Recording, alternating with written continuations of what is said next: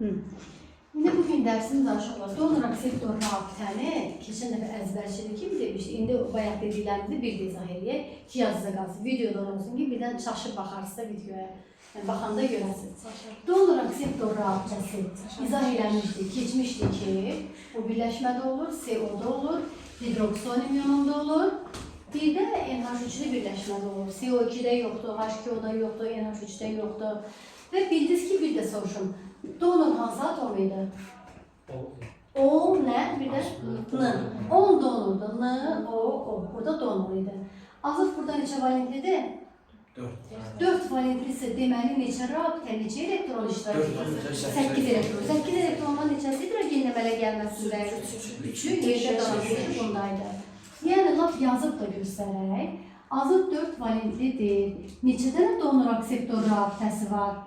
Neçə dənə donor akseptor rabitəsi var? Bircə dənə donordan akseptora doğru yönəlmişdir. Bir rabitənin yaranmasında neçə elektron iştirak edir? 2. Bu bir elektron qoyur, bu da bir elektron. Bu birini, bu birini, bu da birini, bu da birini. Amma burada donor cütü var, onun boşu var. Deməli, burada azot atomunun əmələ gəlməsində 5 elektron iştirak edib, hidrogende isə 3 elektron iştirak edib. Buna uyğun da dediyim kimi sual düşüb ki, amonium ionunda rabitə əmələ gətirən murad elektronlar neçə faiz? Amonium ionunda donor atomun, donor azotdur, donor atomun rabitə əmələ gəlməsində iştirak edən elektronlar neçə faizdir? Deyirəm, donor atomun rabitə əmələ gəlməsində 5 elektron iştirak edib. Ümumi də 10 elektronu var, vurublar 100'e eləyib 50. Ümumi 10 elektronu necə tapdılar? Azotun sıra nömrəsi 7'dir. 7 üstə gəl 1 vur 4, 4. Elədi 11, birində 1'dir. Bunda 10 elektron iştirak edir. İndi deyin görək. NH4 2 dəfə SO4'də. Bunda cəmi neçə donor akseptor mexanizmi üzrə yaranan rabitə var? 2 dənə. Ona görə ki, Murad, amoniumun içində bir dənədir, 2'ye də vuranda 2 eləyir. Ömər, birdən belə olsa, NH4, 3 dəfə PO'dur. Bunda neçə donor akseptor mexanizmi üzrə rabitə var? 3 dənə. Yadda qaldı. İndi sualı belə bilək. Bu birləşmədə donor atomun əmələ gəlməsində neçə elektron iştirak edir? Donor atomun əmələ gəlməsində neçə elektron iştirak edir? 10. Niyə görə? Bu birləşmədə donor atomun rabitə əmələ gəlməsində 5 elektron iştirak edir. 5'dən də 2 dənə daxil. 10 elektron iştirak edir. Bildiniz nə dedik? Donor azot deyil. Azotda. Azotun rabitə əmələ gəlmədə neçə elektron iştirak edir? 5'i.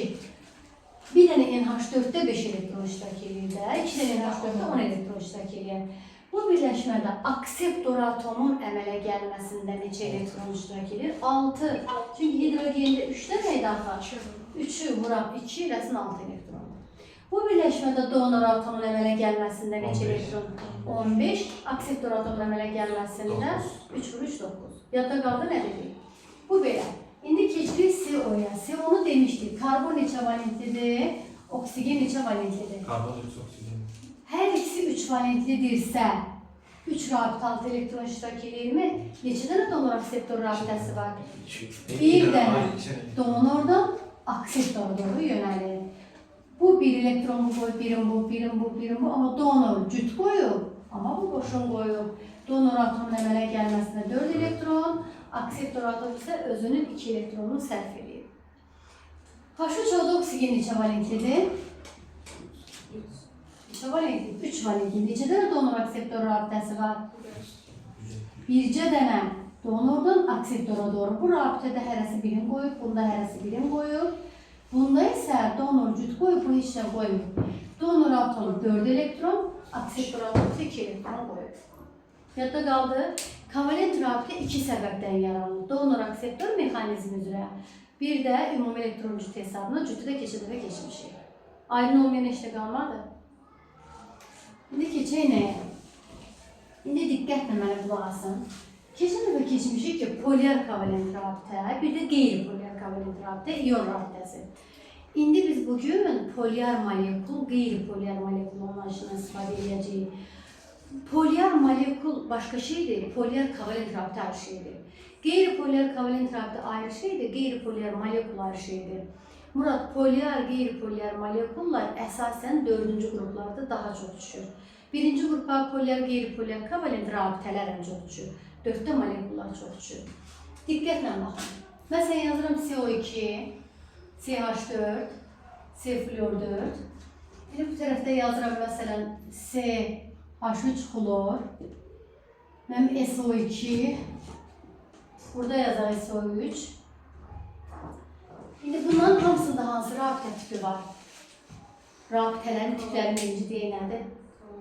Müxtəlif qeyri-metal atomları arasında yaranan rabitə polyar kovalent rabitə. Bunların hamısında, bax burada yazıram ki, bunlar polyar kovalent rabitəli maddələrdir. Kovalent rabitəli maddələr.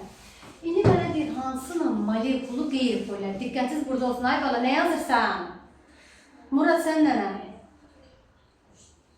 Gözüm mənə baxsın, başqa heç yerə baxma. Deməli, polyar kovalent rabitənin olduğunu keçmişik. İndi molekulları necədir? Diqqətlə qulaq asın. Qeyri-polyar molekul olmanın 2 şərt var. Birinci, element maksimum valentliyi göstərməlidir. Bir də ikinci, element eyni atoma birləşməlidir. Əgər bu 2 şərt bir-birini ödəyərsə, onun molekulu qeyri-polyar. Molekul yəni bütövlükdə deməkdir. Məsələn, bura baxıram. Karbon neçə valentlidir? 4 valentlidir. Eyni atoma birləşirmi? Əgər element ən böyük valentli olub, eyni atoma birləşirsə, onun molekulu qeyri-polyardır. Burada da karbon 4 valentlidir. Hər yerdə 4'dür də, CO-dan başqa. Amma burada nələrə birləşib? Hidrogenə və xlora birləşib, belə deyil. Əgər burada nə olsun ki, ən böyük valentlidir, bu 2 şərtdən biri ödəmədirsə, eyni atoma birləşmədirsə, bunun molekulları, bunlar polyar molekuldur. Polyar molekul. Polyar rabitə var, onu bildik. Amma molekuldan danışırıq.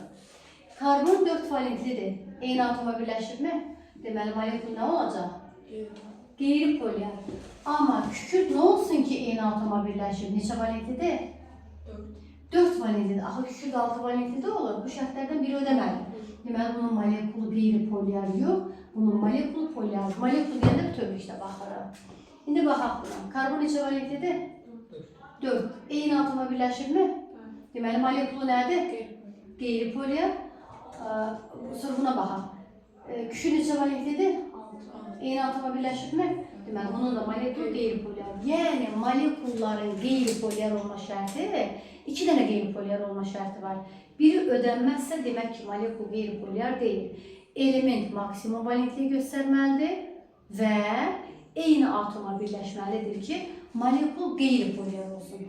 Bunlarda qeyri-polyar kovalent rabitə yoxdur. Rabitə ayrı şeydir. Qeyri-polyar kovalent rabitə yoxdur. Belə çıxır ki, polyar kovalent rabitəli maddələrin molekulları polyarda ola bilər. Polyarda ola bilər, qeyri-polyarda ola bilər. Cümləyə bir də qulaq asın. Polyar kovalent rabitəli maddələrin molekulları polyarda ola bilər, qeyri-polyarda ola bilər. Amma, bura görünür oradan. Amma, məsələn, qeyri-polyar kovalent rabitəyə misal N2, O2, H2, S8 və s. Qeyri-polyar kovalent rabitəli maddələrin molekulları birmənalı olaraq qeyri-polyar molekuldur. Yadda qaldı nə dedik? Deməli, qeyri-polyar kovalent rabitəli maddələrin hamısı molekul nə oldu? Qeyri-polyar. Amma polyar kovalent rabitəli maddələrin molekulları polyar da ola bilər, qeyri-polyar da ola bilər. Əgər element ən böyük valentliyi göstərib eyni atoma birləşdirsə, onda molekul qeyri-polyardır. Əgər yox, eyni atoma birləşir nə olsun? Ən böyük valentliyi deyilsə qeyri-polyar deyil, polyardır.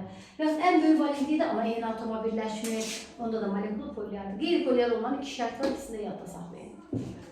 İndi bizə nə deyir?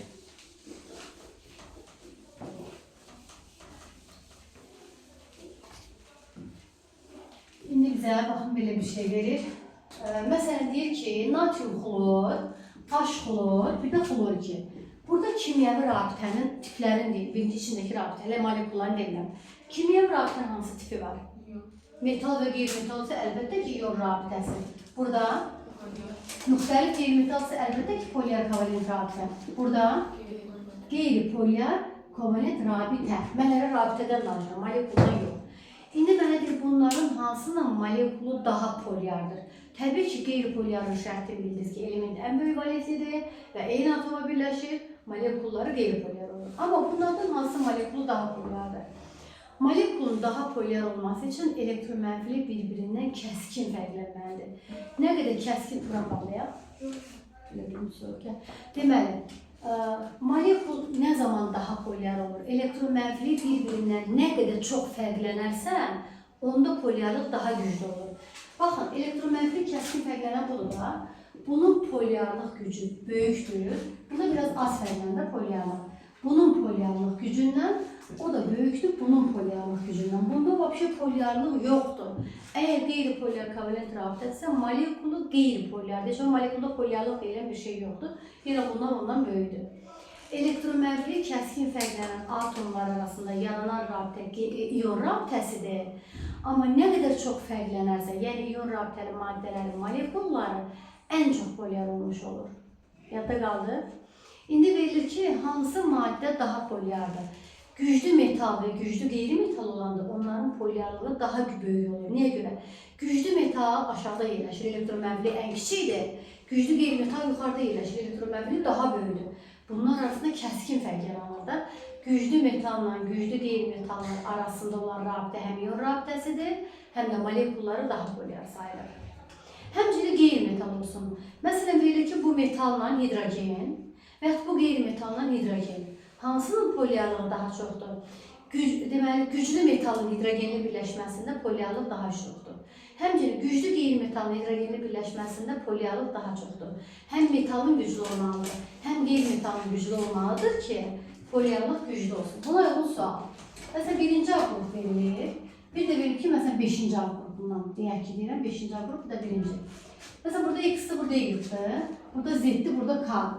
Birinci bunları müqayisə edir. Deyirəm, bunların hidrogenlə əmələ gətirdiyi birləşmə, bax, birinci aqruplarında hansının polyarlığı daha güclüdür? Hansının polyarlığı daha güclüdür? Hardan bildiniz? Polyarlıq güclü metalın birləşməsində polyarlıq daha güclü olur. Hansıdır güclü metal bunlardan? İqrim. Güclü metalın da polyarlığı güclüdür. Güclü qeyri-metalın da polyarlığı güclüdür. Niyə görə? Bu deyirik ki, elektromenfili bir-birindən kəskin fərqlənən olmalıdır. Güclü metal olanda bunun elektromenfili daha da aşağı olur da, hidrogenlə olan fərqi daha da çox olur. Güclü metalın polyarlığı daha güclü olur. Yəni burada hansının polyarlığı güclüdür? Əlbəttə ki, bunun. Burada hansının polyarlığı güclüdür? Zetin bilirsiniz səbəb nə? Deməyin ha, burada aşağıda bunu gözlə. Aha, bu qeyri-metaldan söhbət gedir. 5-ci qrup elementi isə qeyri-metaldan söhbət gedir. Deməli, bu güclü qeyri-metal olduğuna görə bunun hidrogenli birləşməsi daha polyarıymış. Yadda qaldı. İndi verir ki, bax, H-flordan H-klor, H-klor, H-klorda gəlir. Polyarlıq necə dəyişir? Polyarlıq necə dəyişir? Bir düşünün. Çoxdan azalır. Niyə görə? Baxırım ki, bunlar qeyri-metaldır. Güclü qeyri-metalın polyarlığı daha güclüdürmü? Flor güclü qeyri-metaldır. Əlbəttə ki, bunun polyarlığı güclüdür. Aşağı gələndə polyarlıq qabiliyyəti zəifləyir. Bir sözlə, metal və hidrogen veriləndə güclü metalın hidrogenli birləşməsi daha polyardır. Güclü qeyri-metalla hidrogen veriləndə yenə güclü qeyri-metalın hidrogenli birləşməsi daha polyardır. Burada da güclü qeyri-metal budur deyə bunun hidrogenli birləşməsi daha polyardır. Çatdı nə dedi? Çətin olmadı? Ən güclü turşu H-flor. Hə, onlar keçəcək. Bunlar belə.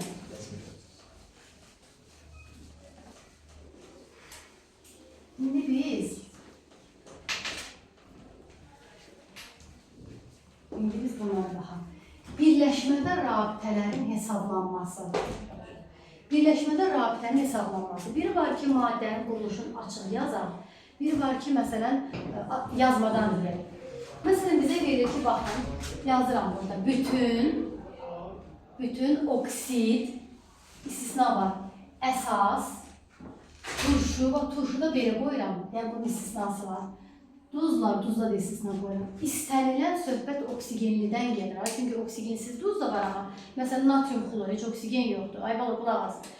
İstənilən, Murad, bu hissələrə fikir ver, İstənilən oksigenli birləşmədən danışıram. Bütün oksid, əsas, turşu, duz oksigeni varsa, bunlarda ümumi rabitələrin sayını tapmaq üçün oksigenin sayını 2'ye vurmaq lazımdır. İstənilən oksid əsas turşu duzda.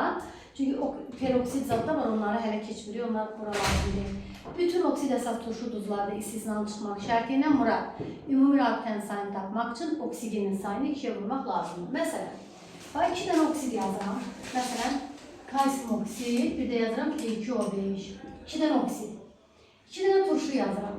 H2SO4 və məsələn H4P2O7. 2 dənə əsas yazıram. Deyərsiniz ki, bu əsas nə olan şeydir? Biz axı keçməmişik. Bundan sonra keçiriləcək. Bunlarla işimiz yox demək ki. 2 dənə duz yazıram. Natrium 2SO4, kalsium 3, PO4 2 dəfə.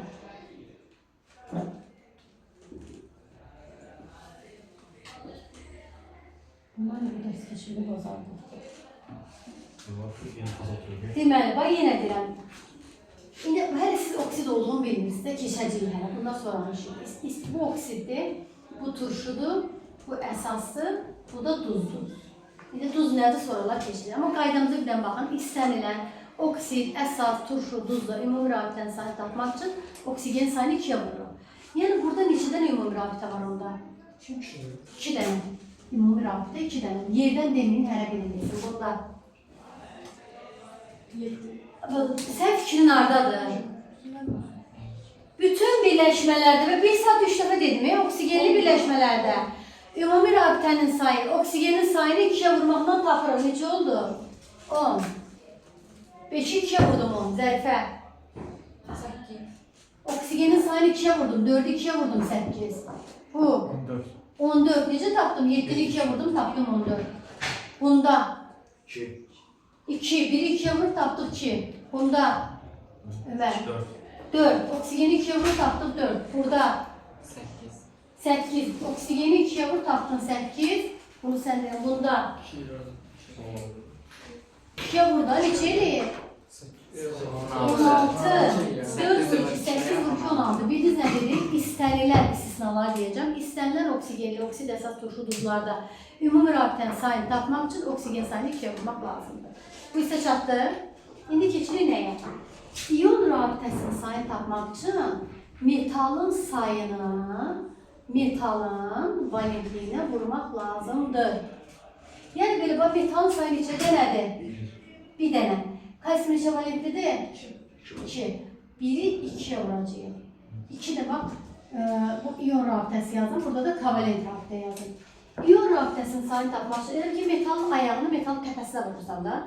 Ayağı nədir? Ya sayı, metalın da təpəsi, yəni valentlidir. Valentli təpədə yazıraq. 1 vur 2. 2 dənə rabitə var, ikisi də iyondur. Neçə dənə kovalent var? Heç neçə. Burada kovalent rabitə zat yoxdur. Burada neçə dənə iyon var? 2 güllə girsin sənin təpəvə. Yoxdur. Axı metal yoxdur burada. Burada metal yoxdur. 0. Neçə dənə kovalent qaldı? Onun 10 da kovalentli. Burada neçə dənə ayan iyon var? İyonu tapmaq üçün metalın sayını vur metalın təpəsinə. Metal var burada. Hayır, 0. 0. İyon yoxdur. 8'dən 8 də kovalentli. Neçə dənə burada iyon var? Orada yoxdur. Yoxdur. Hidrogen, fosfor, oksigen qeyri-metaldır. İyon yoxdur. 14'ün 14 də kovalentli. Burada neçədən, nə soruşdum? Neçədən iyon var? Kim deyər? 1 dənə, 1 vur 1. Belə deyil. 1'i 1'e vuranda 1 dənə iyon var. Neçəsi qaldı kovalentdə? 1'i, sakit. Nərmin, burada neçə dənə iyon var kalsium hidroksiddə?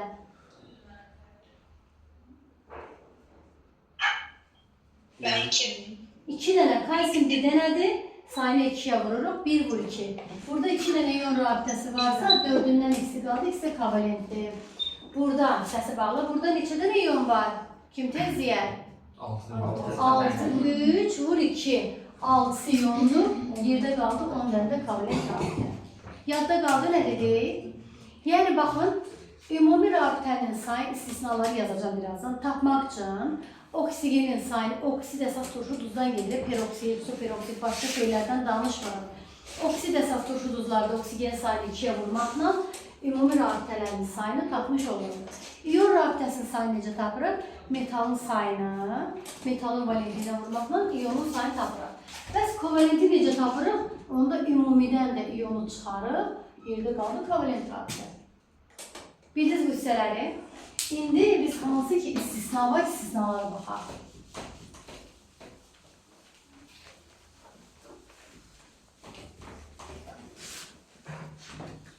İstisnaya diqqətlə bax, turşulardan qoymuşam. Turşulardan yeganə H3PO3-dür, H3PO2-dir. Bax, bu turşularda ümumi rabitələrin sayı oksigen ikimisliyinə hesablanmır. Yəni, burada 6 dənə rabitə var deyə bilmərik. Burada 4 dənə rabitə var deyə bilmərik. Burada atomların sayı inandır. Üstə gəlir 4, üstə gəlir 3. Bunda 7 rabitə varsa, bunda neçə rabitə var? 6. 6, 3 üstə gəlir, üstə gəlir ki, 6. Deməli, iminli bu istisna turşuları yadda saxlayın. Deyəcək, turşulardan hansılardır ki, oksigenin sayının ikimisliyinə hesablanmır? Yəni, atomların sayı ilə hesablanır. H3PO3 və H3PO2. Turşulardan yadda qaldı bu. İndi keçirik bəs duzlardan hansılardır? Duzlardan da yenə elə bunların duzları. Bir də nitratın duzları. Duzlardan bax, nə biləm? Məsələn, verilir ki, alüminium, H2, PO2 3 dəfədən neçə rabitə var. Biz də bayaq dedik ki, ümumi rabitənin sayını tapmaq üçün oksigenin sayını 2-yə vururduq. Amma bunlarda elə deyil, deyə bilmərəm 6 vur 2, 12 dənə rabitə var, yox. İminin içində bax, H2PO2 ilə bağlı, bunlarla bağlı bir şey gördünüz mü? Deməli, burada nə edəcəm? İyon rabitəsinin sayı nədir? Metalın sayı, bu metalın valentliyi. 3-ə vuranda iyonun sayı nədir? 3. Kovalent bu hissədə daxil müxtəlif qeyri-metal atomlar arasında. Kovalent neçə dənədir? Atomun sayına baxın. 2, 3, bu da 2, 5, vur 3, 15. Bu birləşmədə neçə rabitə oldu? Cəmi 18 rabitə. Fikir verin, yəni demirəm ki, 6 vur 2, 12 rabitə var. Yox. Bu turşularda da, bu turşuların duzlarında da atomların sayını hesablayır. Atomun sayı neçədirsə vurdu 3-ə, burada kovalenti tapdım. İyonun da öz yolu var da. İyon da biri vuracaq 3-ə. Bildiniz əli deyil. Bu belə. İndi, məsələn, bunu deyin görək.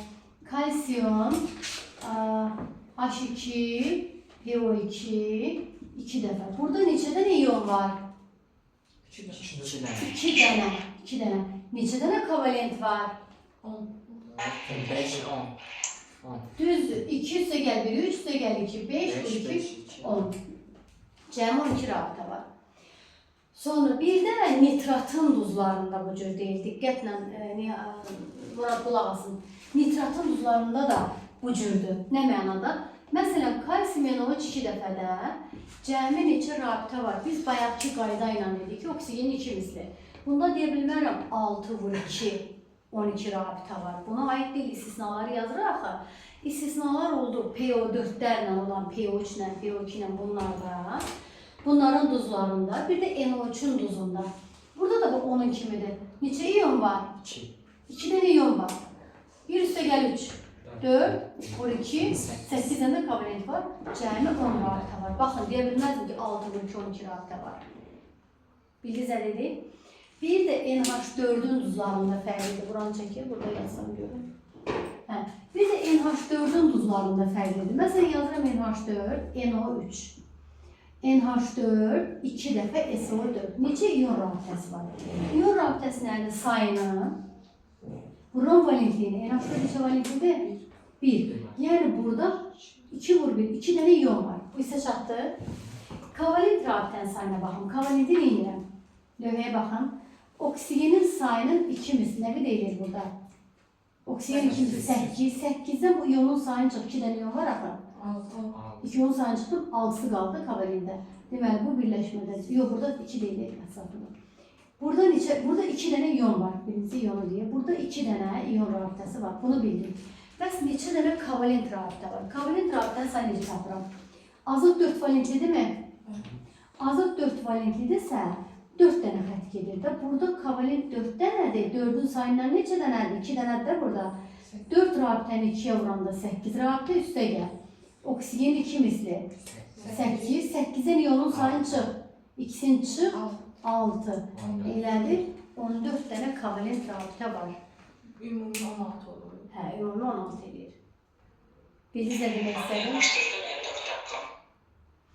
Bura bax, eni belə yazmırıq. Bunlar kovalent deyil. Hamısı kovalent rabitələrdir də. Endən aşağı gedənlər. Donor akseptor rabitəsi də kovalentdir də. Kovalent rabitə iki cür yaranır. Donor akseptor mexanizmi üzrə bir cür hesablanır. N'dən başa gedən 4 dənə rabitə var. Bura baxın. 4'ü 2'ye vuracağıq. 8 dənə kovalent burada var. Üstə gəl. Oksigenin kimisi 8'dən iyonun sayını çıxırıq. Kimi çıxırıq? 6'da bu. 14 dənə kovalent rabitə var. Neçə dənə iyon rabitəsi var? 2 dənə iyon rabitəsi var. Buna baxın. N ilə H arasında 4 rabitə varmı? 4. İndi oksigen sayını ikimizdir. 3 vur 2, 6. 6'dan da iyonun sayını çıx. 1, 5. Burada cəmi 9 rabitə olur. Bir sözlə bu cümləni bir də silən bütün oksigenlidən gedir söhbət. Oksid, əsas, turşu, duzlarda ümumi rabitələrin sayını tapmaq üçün oksigenin sayını 2'ye vurmaq lazımdır. Amma istisna turşulardan H3PO3 və H3PO2 turşularında oksigen sayını 2 mislindən yox, atomların sayından hesablanır. Atomların sayından iyon rabitəsinin sayını tapmaq üçün metalın sayını metalın valentliyindən vurulur.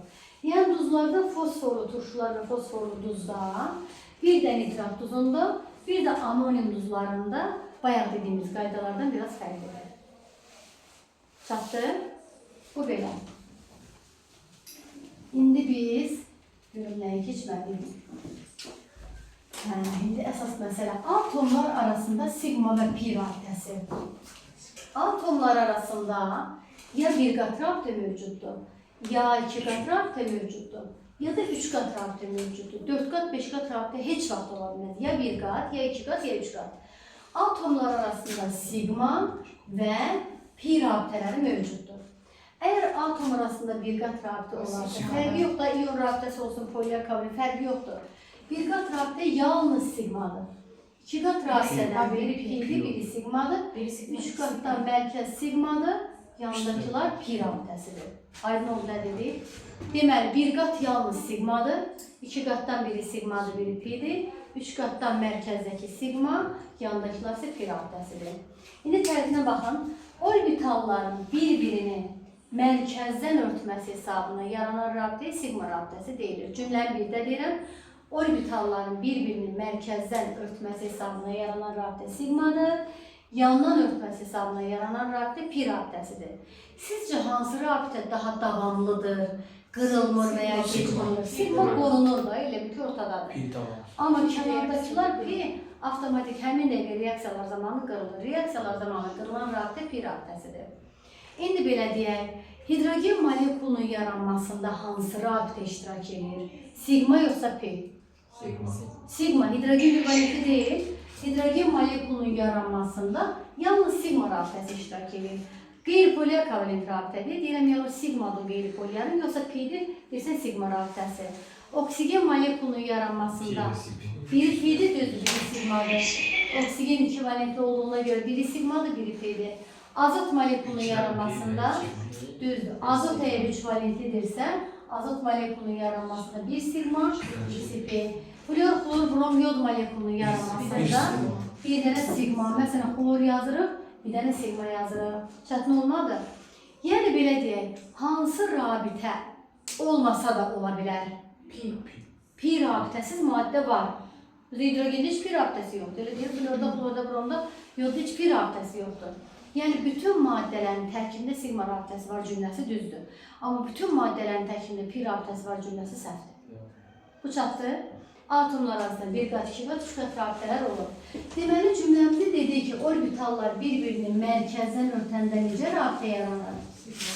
Sigma, yandan örtəndə pi. İndi baxaq ki, hansı orbitallar bir-birini mərkəzdən örtəndə sigma, hansı orbitallar bir-birini yandan örtəndə pi rabitəsi yaranır? Baxın, sigma rabitəsinə baxırıq. Əgər S orbitalı ilə dövrü qanunda keçmişdik, S orbitalı bir-birini örtərsə, sigma rabitəsi yaranır. Əgər S orbitalı ilə P orbitalı bir-birini örtərsə, yenə sigma rabitəsi yaranır. Əgər P orbitalı ilə P orbitalı bir-birini mərkəzdən örtərsə, yenə sigma rabitəsidir. Amma pi rabitəsi yalnız və yalnız bir halda mövcuddur. P ilə P'nin bir-birini yandan örtməsi hesabına. Yadda qaldı. Deməli, sigma rabitəsi dedik ki, orbitallar bir-birini mərkəzdən örtməsi hesabına yaranır. Pi isə yandan örtməsi hesabına. Hansı orbitallar sigma rabitəsini yaradır? S orbitalı varsa hökmən sigmadır. S ilə S, S ilə P bir-birini örtəndə sigmadır. P ilə P bir-birini mərkəzdən örtərsə sigma, yandan örtərsən pir abidəsi yaranır. Dövrü qanunundan qeyd kimi yadınıza salaq. Bu tərəf görsənir, görürsən burada yox. Burada, bura qədər görsənir, bura qədər. Mən də bura qədər yazmalıyım. Deməli, dövrü qanunundan keçmişdir ki, yadınıza düşürsə əgər. A yarım qrup elementləri var, B yarım qrup elementləri var. A yarım qrupunda metal və qeyri-metallar, B-də ancaq metallar. B metalları nə elementləridir? B yarım qrup metalları nə elementləridir? D və F. Bir düzdür keçmirik. A-da olanlar SS elementlər və hətta demişdik ki, bütün deməli qeyri-metallar D və F elementləri ola bilməz. Niyə görə? Qeyri-metal əlavədə yerləşmir. Bütün qeyri-metallar nə elementidir? P, istənilən qeyri-metal P-dir, ha, ikisindən başqa. Niyə P elementidir? Qeyri-metalın xaricində neçə elektron olur? 4, 5, 6, 7, təsis qazı 8. Xaricdə 4 elektron varsa, ikisi isə 2 P-yə gedir. 5 elektron var, ikisi isə 3 P-yə gedir. 8 elektron var, ikisi isə 6 P-yə gedir. Bütün qeyri-metalların hamısı, diqqətlə baxın, hamısı P elementləridir. Amma 2 dənə hidrogen və helium S elementidir. S belə yazılır, elə deyil. Amma helium birləşmə əmələ gətirmir axı. Yəni birləşmədə görsəz, onu helium götürə bilməli. Belə soruşsaq, helium nə elementidir? Helium S elementidir. Amma birləşmə əmələ gətirmir. Yadda qaldı. İndi keçirik buna. Bütün qeyri-metallar P elementidir. Harada qeyri-metal görsəz, bax P elementidir. Amma karbon, diqqətlə qulaq asın, amonyakdakı azot, azotun özü yox ha, amonyakdakı azot, karbonu harada görsəz, sudakı oksigen, H2O2-dəki oksigen, bir də sonra keçəcək spirtlərdə var, hələ onu keçmirik. Bunlardakı azot, oksigen, bunlar hamısı P elementidir. Bunların P elementi hibridləşmiş P-dir. Hibridləşmiş P bir tərəfi balaca, bir tərəfi böyük yazılır.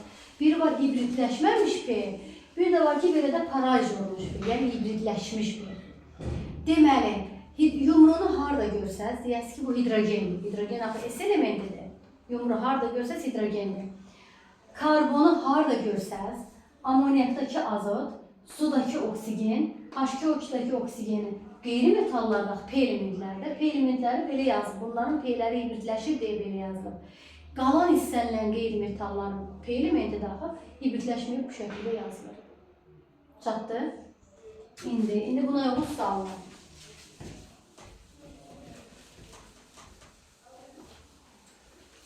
Məsələn, bizə deyir ki, H2O, H2, H-xlor, CH4, xlor 2, H2O2, NH3, CH3, oksigeni yazdım, oksigen, xlor 2'ni yazdım, xlor 2, H-xlor, C-xlor, C-xlor 4, H2, H2, H-xlor, CH4, bunlar yazılı hələ 2 bəsdir. Bizə deyir ki, bunlarda hansı orbitalların örtülməsinə rabitə yaradır. Bax, bir bunları qoy çəkim. Bu bir yazım. Ki, məsələn, belə, üçüncünü, belə, dördüncünü, belə, beşincini, belə, altıncını, belə,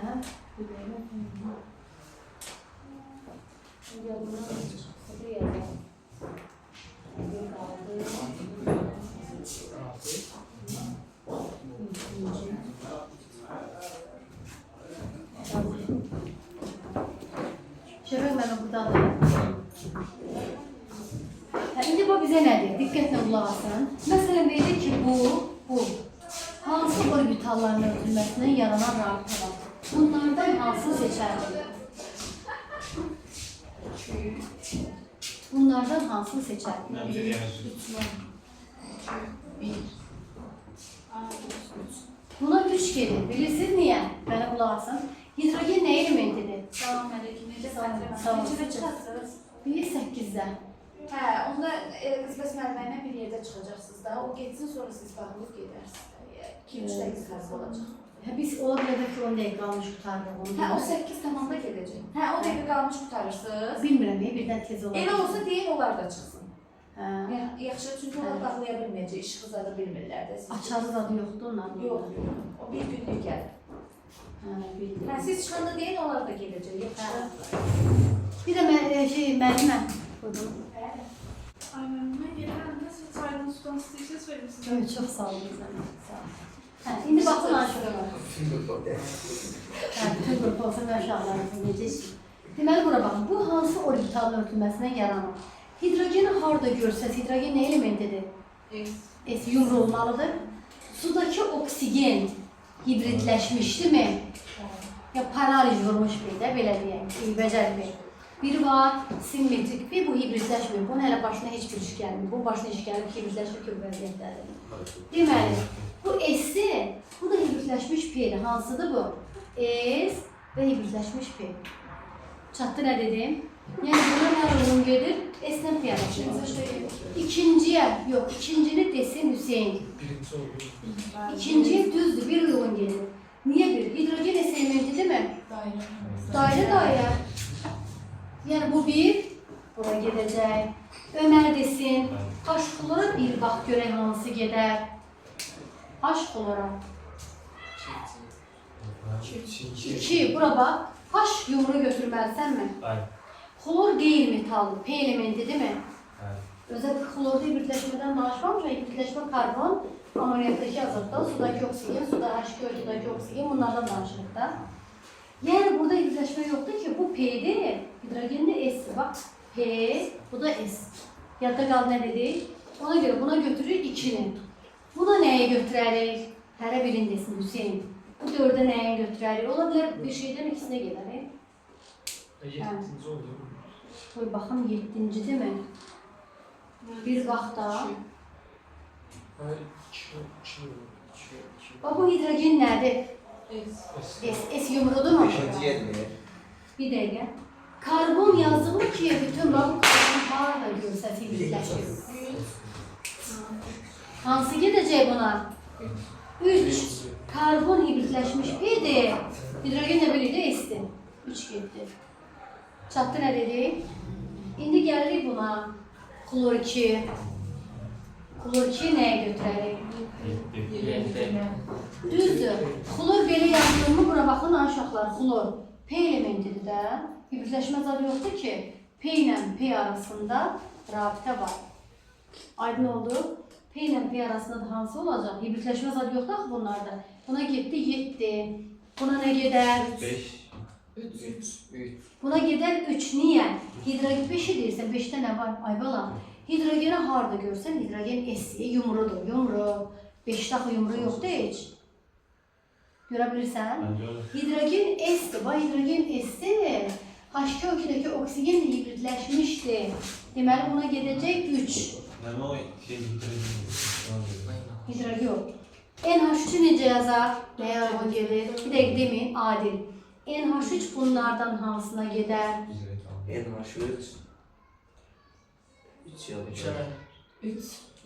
Kim deyər? 3 ay bala. NH3'dəki azot hibridləşir. Bu hibridləşmiş P hidrogen nədir? S-dir. Hibridləşmiş P-dən S. Deməli bu nəyə gedəcək? Bu elədir 3. Nərmin desin. Nərmin. Oksigen nəyə gedər? Nərmin. Ola bilər ki, birinə 2'dənsi də uyğun gedər ha. Oksigenə nə gedər? Nərmin. Birinciye. 6. Ay bala, bir bayaqdan izah edirəm. 6 da uyğun gedir, 7 də. Niyə? Niyəsini deyim. Bura baxın. Oksigen belə yazılır mı uşaqlar? P elementidir, qeyri-metal. Hibridləşmə zadı yoxdur ki, sudakı oksigen də var. P ilə P arasında sigma. P ilə P arasında sigma yazıq mı? Həmçinin P ilə P arasında pi rabitəsi də var. P ilə P arasında pi rabitəsi də var. Altında göstəreyim. Bilmədiniz? Bildiniz. Sonra bunu oksigen dedi. Sonra gələk, bunu deməli, bunda kim seçər oradakılar nələr var? 4 tane özüm görürlər. 4, sonra 6. 4. 5. Şey de olabilir. Olmayabilir. 3-4'tü bilirsiniz niye? Niye? Baxın. Karbonla karbon arasında, karbonlarda hibritləşmə, hibritləşmiş P ilə hibritləşmiş P arasında hansıdır bu? Hibritləşmiş P görə bilmirəm. 4 alda. Hə, bundan bu düzdür 4. Bir də ki, karbonla hidrogen arasında hibritləşmiş P ilə S arasında rabitə var. Hibritləşmiş P ilə S arasında deməli buna 3 dedik. Çatdı nə dedik? İndi sonra buna nə gedir? Flor 4-ə nə gedər? 4. Qoy baxım, hanı 4-ü görmürəm ki. 5 Buna nə uyğun gedər? 5 uyğun gedir. Ay bala, karbonu harda görsəz hibritləşib P-dir də. Floru harda görsəz hibritləşməyib. Onda hibritləşmişlə hibritləşməmiş P. Ümumiyyətcə yumrunu harda görə bilərsiniz? Hidrogen olarsa. Yəni məsələn sən deyə bilməzsən ki, eləmək ay bala. Məsələn deyər ki, bu elementlər hansılar ola bilər? Məlumat, bu elementlər hansılar ola bilər? Bu hidrogendir hökmən. Bu karbon ola bilər, oksigen ola bilər, azot ola bilər. NH3-dəki N-dən danışıram ha. Təkcə N2 yazılsa, N2 belə yazılırmı? P elementi də qeyri-metal. P ilə P arasında sigma var, hibritləşmə yoxdur ki azotda. P ilə P arasında sigma var, P ilə P arasında pi rabitəsi var. Bir dənə fikir verin. Sigma rabitəsi əmələ gələndə P'lər bir-birini mərkəzdən örtür. Və mərkəzdən örtəndə hibritləşməmiş də ola bilər, hibritləşmiş də ola bilər. Amma pi rabitəsi örtüləndə P ilə P bir-birini yandan örtür, burada hibritləşmə yoxdur. Pi rabitəsində bir tərəfə balaca, bir tərəfə böyük söhbəti yoxdur. Deməli, yumrunu harda görsəz, nədir bu? Hidrogen. Qalan ürəyi istəyən bütün qeyri-metallar P elementidir. Hansı qeyri-metallar hibritləşmiş idi? Bir tərəf balaca, bir tərəf böyük. Karbon. Amoniyakdakı azot, cümlədə elə deyil. Amoniyakdakı azot. Sudakı oksigen. Bir də H2O2-dəki oksigen. Spirtlər keçəcək, spirtlərdəki də oksigen var, onu hələ deməyək. Bildiniz nə deyə? Demir ya, hibritləşmiş P hansılardır? Oksigen. Oksigenin yazanda heç hibritləşmə yoxdur. Axı bunda O2-də. Sudakı oksigen, H2O2-dəki oksigen, amoniyakdakı azot, spirtlərdəki oksigen hibritləşmiş P vəziyyətindədir ha. Qalan xlordur, bromdur, yoddur, nə görürsünüz görün, kükürtdür. Heç birində hibritləşmə yoxdur. Hibritləşmə yoxdur, yəni simmetrik P yazılır. Pi rabitəsi əmələ gələn zaman heç vaxt hibritləşmə baş vermir. Amma sigma rabitəsi hibritləşmə olmaya da bilər. Sigma rabitəsi bu da hibritləşmə ola da bilər. Məsələn, bu karbonla karbon arasında da 4-cü. Karbonla karbon arasında sigma hibritləşmiş orbitalların örtülməsinə yaranır. Bildiniz bunda? Çətin olmadı? Bu belə.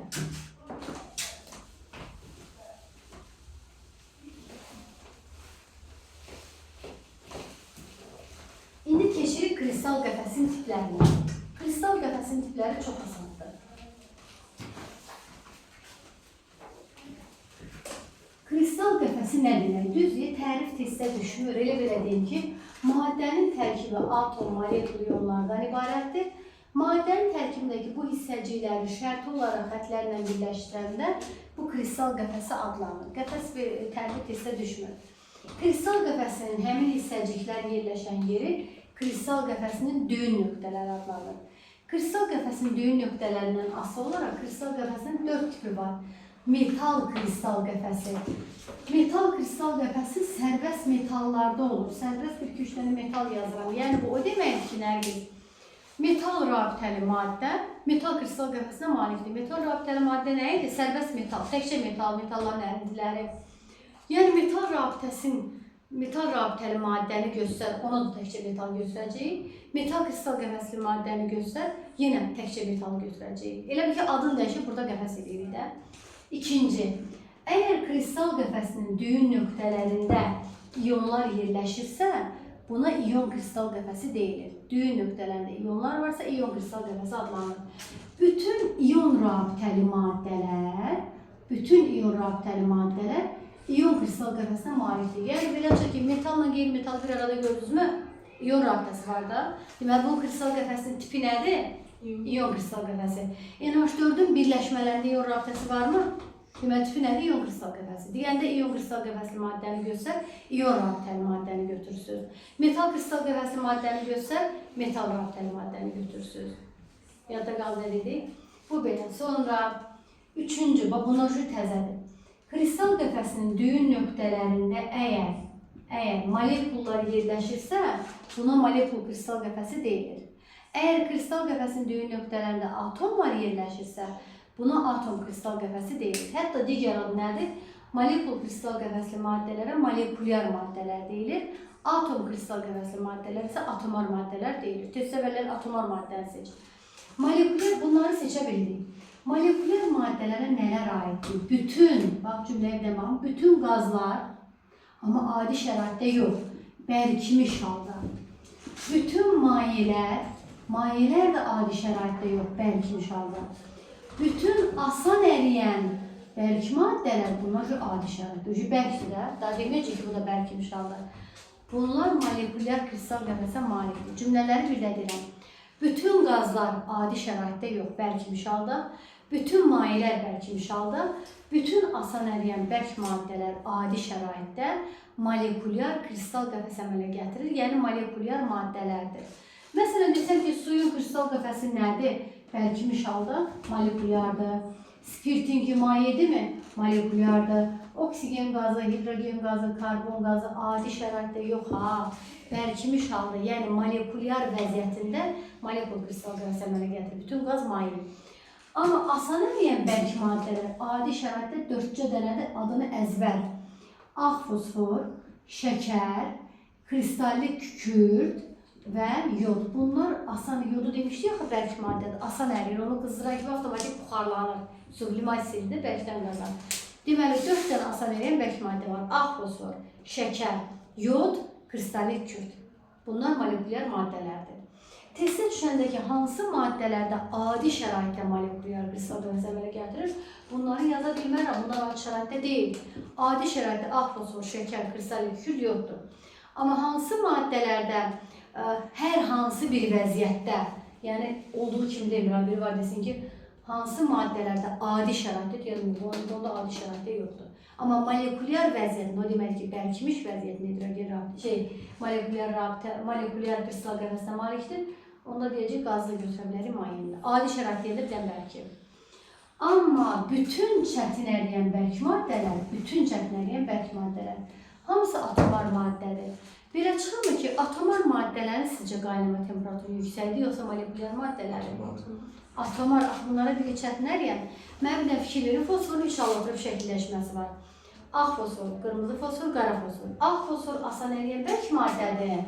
Amma qırmızı və qara fosfor çətin əriyən bərk maddədir. Bundan başqa silisium nəyin içində var? Silisium 4 oksid, silisium karbid, silisiumdan olanlar. Bor çətin əriyən bərk maddədir. Özdə qeyri-metaldır. Direl kimi dişimizi eləyirlər, belə ucundakı bor olur, qeyri-metaldır.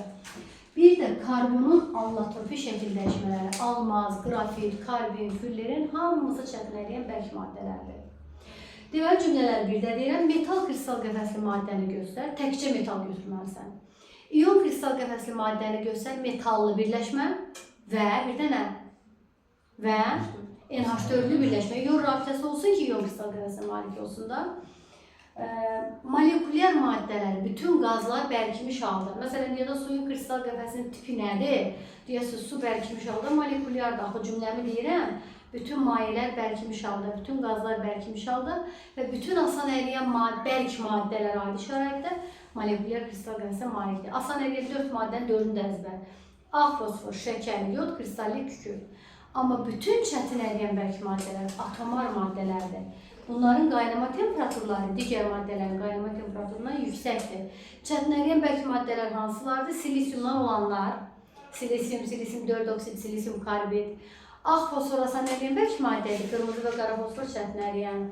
Karbonun allotropi şəkil dəyişmələri çətin əriyən bərk maddədir, hətta almaz ən bərk maddədir. Etalondan onu deyirlər ki, ən bərk maddə kimi almaz göstərilir. İndi testə verilir.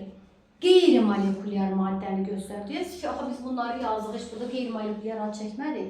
Qeyri-molekulyar bilirsiniz nə deməkdir? Molekulyar olmasın, yəni bunlardan başqa metal kristal qəfəsli maddə, iyon kristal qəfəsli maddə, atom kristal qəfəsli maddə, yəni atomar maddələr, bunlar qeyri-molekulyardır. Elə adında qeyri var da, yəni molekulyar olmasın. Molekulyardan başqa hamısı qeyri-molekulyar adlanır. Çətin deyil bu dərs. Nəyi başa düşmədisə deyin bir də deyim.